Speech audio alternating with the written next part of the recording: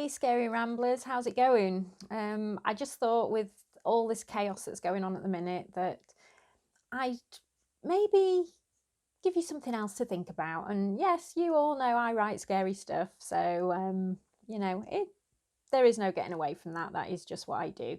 But it's a different kind of scary, and hopefully it's entertaining enough for you that it gives you a little bit of a break, and with what's going on in the world at the moment. So what I wanted to do was record a few sessions reading you my stories from Tales from a Scary Girl, book 1.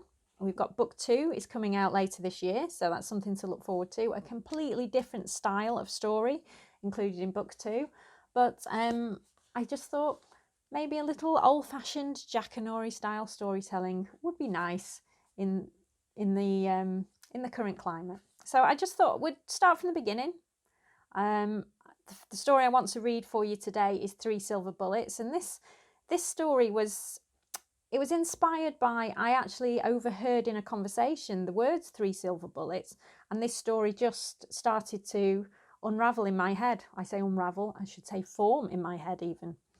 And to be honest, it took me 30 minutes to write it, and it was the first story I got published, and it was published in 13 magazine back in 2005, I think it was. Now, unfortunately, 13 magazine's not in print anymore, but I've still got a couple of copies, I can assure you. So I'm going to read you 3 silver bullets, and I hope you enjoy it.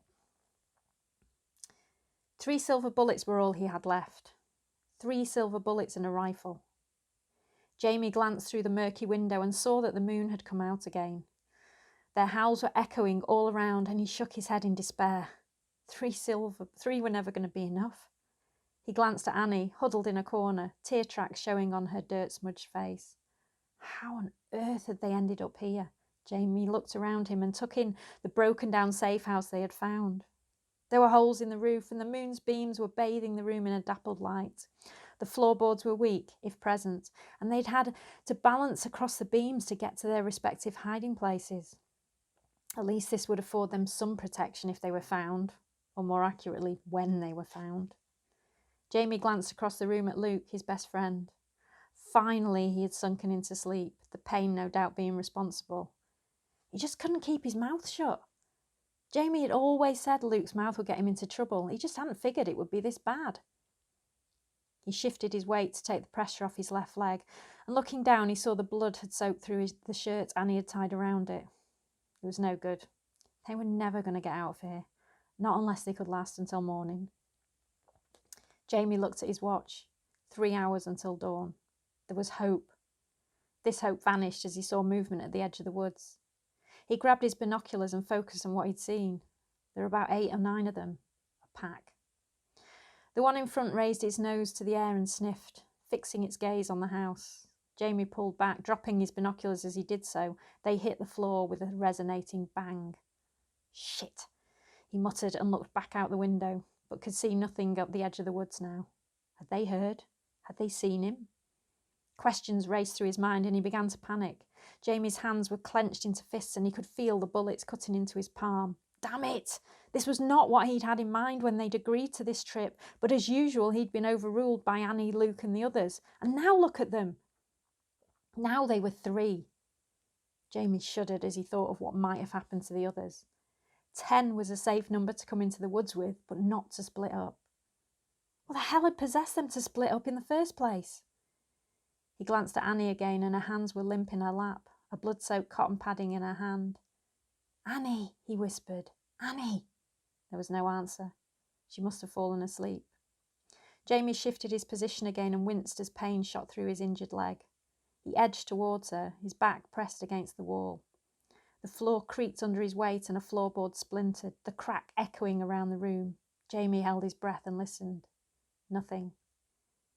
Jamie, is that you? She was awake. Annie, you must keep pressure on the wound, baby, he whispered, her ravaged face just visible in the light from the moon. I know, she said, pressing the pad into her cheek again. I'm just so tired and I feel kind of funny. What do you mean, funny? He said, alarmed. It wasn't supposed to take effect this quick. The ranger said it takes at least 24 hours, but she'd only been attacked a couple of hours ago. I don't know, baby, like I'm drugged or something. Things are moving in my body. I can hear the smallest things and I can smell them. Smell who? Jamie said, but Annie didn't answer. Smell who, Annie? Silence. She'd fallen asleep again. Her wounded cheek pressed against her palm. Hell, if she was feeling like this now, then Luke must be even worse, he thought, and looked across at Luke again. He was covered in blood. His attack had been ferocious. Luke, as usual, had been walking ahead of everyone else, challenging them to come and get him, and get him they had. 2 of them. They had attacked from both sides, and whilst one of them had spilled his guts, the other had ripped open his throat. Jamie had never seen so much blood. They disappeared back into the woods after this. Annie had stapled his stomach back together as best she could, but he had needed real help. It was then that the decision had been made to split up, figuring they would be harder to catch in smaller groups. Jamie wondered if this had proved true. Had the others managed to escape? He and Annie had dragged Luke to their current hiding place.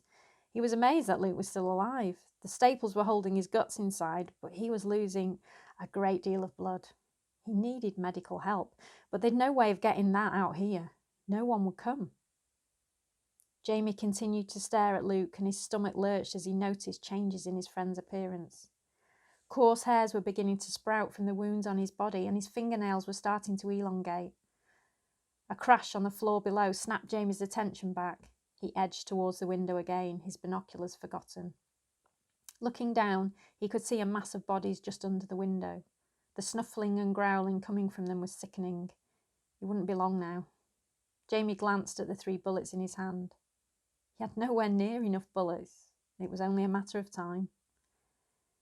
Maybe it was time to end it. Jamie loaded one of the bullets into his rifle. Movement to his right distracted him, and he automatically raised the gun and fired. A shadow disappeared out of the room. He'd missed. He'd wasted a bullet. He glanced over at Annie. She was still sleeping. He glanced over at Luke. He was gone, blood-stained boards left in his wake. Panicking now, Jamie looked out of the window, in time to see Luke emerge out of the front door.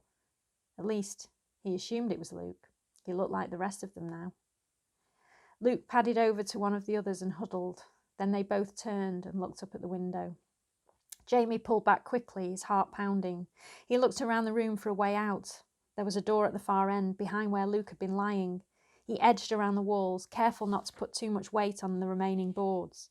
Annie, wake up! We've got to move! Jamie shook her until she woke up. Hey, Jamie, what are you doing? I just want to sleep. Leave me alone, she said, and closed her eyes again. Annie, Luke has changed. He's gone. We've got to move. Changed?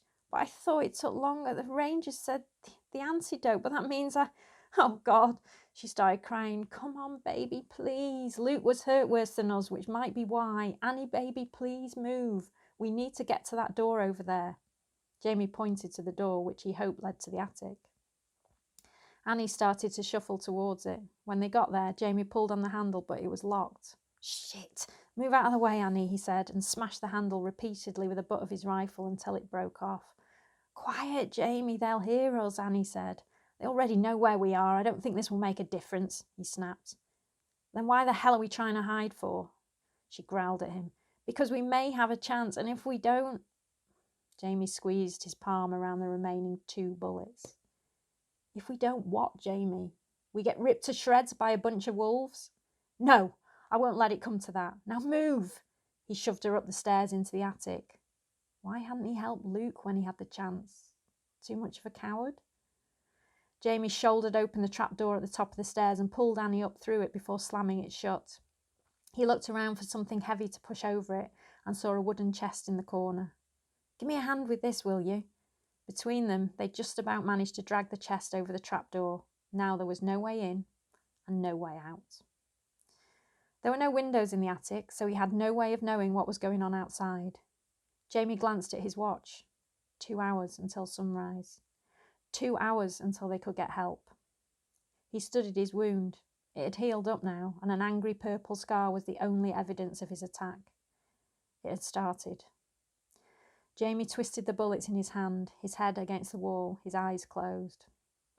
Annie, how's your face, baby? No answer. Annie, he said, more loudly, as a crash sounded behind him. Jamie spun around to see the chest shaking as the trapdoor was being forced open from below. The howls were echoing through the house now, the scratching and growling getting more insistent. Shit! 2 hours was too long. 2 bullets weren't enough. He fumbled with the rifle, trying to load one of the bullets. His hands shook uncontrollably. The bullet slipped from his fingers and landed on the floor to his right. Jamie scrabbled around for the lost bullet, the other firmly clasped in his left hand. The chest was almost free of the door now. Huge paws with claws like talons were being forced through the gap. He continued his futile search for the bullet. It was pitch dark. Still 2 hours to go. Not enough time. He was frantic now, and in his haste rushed his hand forward too quickly. Jamie felt the bullet skid away from him. No! He shouted into the dark. He took a deep breath to calm his nerves. Slowly and deliberately, he loaded the final bullet into the rifle. The trapdoor flew open with a crash, and one of the wolves jumped up into the attic, raising itself to its full height. The others followed. Jamie backed away towards Annie. He had to protect her. 1 bullet just wasn't enough. Annie, for God's sake, answer me! From behind him came a deep, guttural growl, and Jamie whirled around. Annie stood 6 feet away from him. Her amber eyes were on fire. Her lips were pulled back from her gums in a snarl, revealing her razor-sharp fangs. She started to move towards him, forcing him back towards the trapdoor and certain death. He had no choice. He had 1 bullet. He had to do what he should have done an hour ago. He raised the rifle. He aimed it as best he could at the heart. He pulled the trigger. The force sent him flying backwards into the pack of werewolves that had been hunting them since dusk. The wolves had won. They had been warned. They hadn't listened. Dawn was approaching fast, and the rangers were readying their rescue teams to begin the search for the party that hadn't come back the previous night. "What is it with these city kids?" said Captain Ralphs. "It's as if they think werewolves are just a figment of our imagination, a goddamn scare story that we use to get visitors." He walked off towards the trail, leaving his team standing there looking at their feet. "Come on, we've got a lot of ground to cover," he shouted over his shoulder. "Hang on, Chief," called Davis. "Look." All 4 rangers turned to look towards the single-track path that began the trek through the woods. Out trooped the lost party, bloody, dirty, and dishevelled, but otherwise seemingly okay. "I don't bloody believe it," said Ralphs. "They're alive." "Not all of them, Chief," said Davis. "It looks like one of them is missing." So that's the first story from the first volume of Tales from a Scary Girl, which is called Dark and Scary. I do hope you enjoyed it, and I will be back to read you some more. So stay tuned, as they say. Take care.